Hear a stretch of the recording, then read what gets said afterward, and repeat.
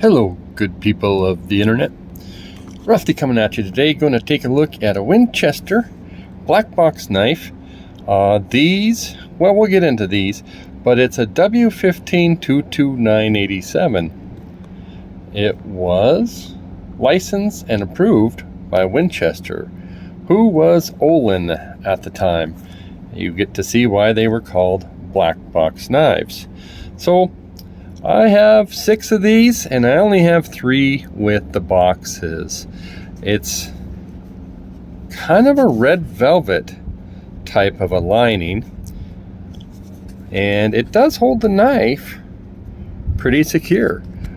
One thing I thought was weird is how the shield side is down. So, of course, that would probably be by design. So the knife overall, we'll talk about that. In 1987, Winchester approved and licensed bluegrass cutlery to make some knives. Bluegrass turned around and contracted Queen Cutlery. And so these knives were made between 87 and 95, and I do have a nice video at the beginning kind of explaining all of that. So to me, essentially, they are Queen Cutlery knives. Very well built, and the fit and finish is very good. The bone is special in that the bone, there's a whole story I don't want to get into. I'll make it real short. Queen went to Winchester and said, hey, we'd like to buy your equipment. We'd like to make the knives. Very official reproduction knives, and that would be on the equipment and using the old time techniques. And in going down to the original factory, they found what I heard was barrels of bones, dyed and jigged bone, somewhere between 1910 and 1930. So if you guys are repeat watchers, you've heard that story before, but I think it's an important story to tell. So let's get into the knife. Well, we already saw the model number, and there it is there. It's a 2987. Is that what we're reading? 67. 2967. It's known as the Texas Jack. This one was made in 1988. It has a clip point blade made out of 1095 steel with a very high polish, a mirrored polish. Each blade is going to have a tank stamp, and hopefully we can get that to you here. There's a Winchester tank stamp, has 3 lines on it, and this has the same. And now this is sort of a spear point with the Winchester blade edge, trying to capture that. So we'll go ahead and close one of these blades, and we'll open the other. So how's this? All right, little sticky. So it's a long, slender, kind of maybe reminds me of a slimline trapper. It is a Swell Center. If you can see how it does have that Swell Center in the middle, it gets wider. And we'll bring out a comparison knife here. Beautiful finish, and I think sharp. I would guesstimate it's factory sharp. Very smooth here, slight amount of stepping there. Good tank contact. Okay, now let's see. Yep, half stops. That one was a little weak. The bolsters have a little fancy. They're kind of got some scroll work done. Really messing with the camera today. right at there, and then we got a little fancy like a line done right there. The shields are pinned. So as I was saying, not only did they go get the original equipment, they built it to the old time specs. Now we're looking at a long clip point, maybe even a Turkish style California clip. So this is a nice thin knife. If you're looking, I should say, slim type of a knife. How's the, again, feels very smooth.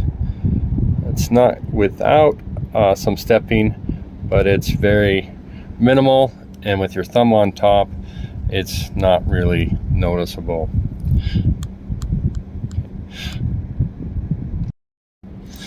And I think what we'll do now is we'll bring out a comparison knife, and that's just a standard case trapper.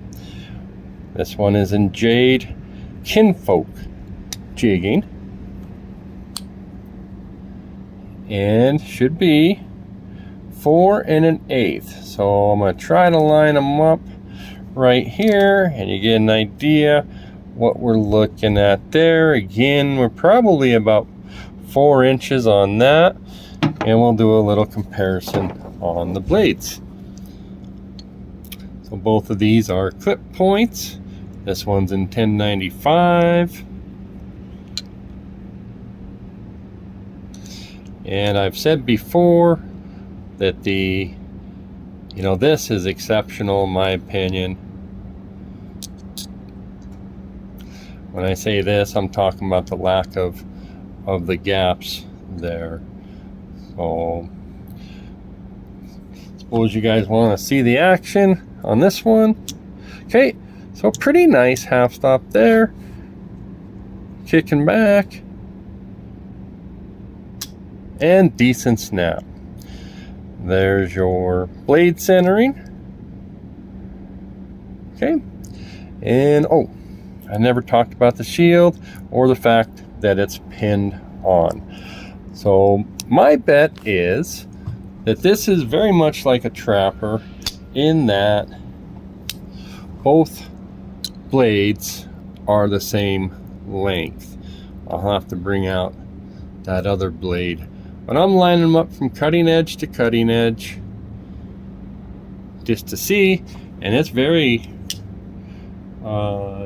similar to the case in length. And yeah, so I would say that both these blades are the same length, which almost makes it a kind of like an opposite end trapper. I do believe there is such a thing. So all right, what do I got? I got a couple more knives. We'll put this away. We're gonna do a quick peek and look at the jigging. This is one of the better finished modern day knives I have, and what they've done is dyed it. This is a pocket worn Mediterranean blue, and when they work on that, you get this marbling and you get a change in the color. And on this bone, we can see a little bit of where they worked and a little bit here. So they didn't do quite as much, but let's see, really exceptional on the pins. Yeah, I can feel the slightest. So we'll do a, what are we calling them?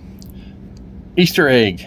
Today's Easter egg is brought to us by Rough Rider, and this is one of my more favorite Rough Riders. It's known as a Haw Baker, or an improved muskrat. And with that, it's a muskrat knife, which has California clip with a worn clip blade. These were less than 20 bucks. And remind me of each other in a small sense. This would be Serpentine. And this is that Swell Center. And when you take a look at the blades on these, of course this is 440A. Really like that. You got a little bark, got a snappy half spring. So this thing's competing with Queen Cutlery out of 1987. That's pretty impressive because Queen made some nice knives. Let's go over this one. Okay, open this up, and now we have a Warney with, I think, kind of a nice cat down. You guys can see, always in the shade here with that, and trying to measure the length, blade length, and we'll do the. All right, that one had a ratchet right before the half stop. That one had a little bit of a drag, so it wasn't in the grind on the tang, it was on the side of the blade is what it felt like. Anyways, enough of that. We're going to be finished, so thanks for joining me. Be sure to check out the video that introduces these and see if there's any other patterns that you see that you like, and comment below. Thanks, guys.